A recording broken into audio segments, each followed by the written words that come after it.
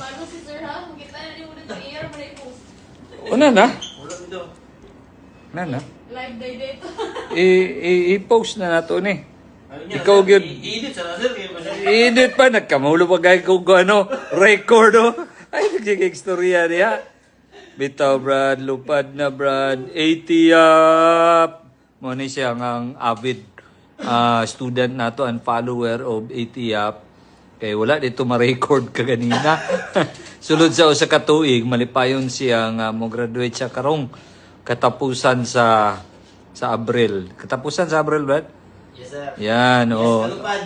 Yes, kalupad. I like that. Kalupad. Apir, kalupad, apir. Apir. Disappear. Pag humani mo graduate, kalupad. Promotion na.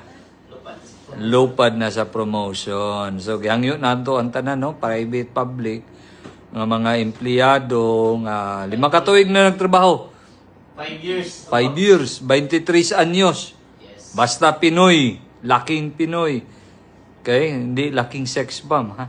Laking Pinoy. Pinakaroon, sir, kay tayo mga inani nga program, sir. Yan. Napakaswerte mo, kalupad. At nakalupad ka paingon diri sa Itiap. Kamu, pa-enroll na mo. Okay, salamat kalupad. Salamat, Rod.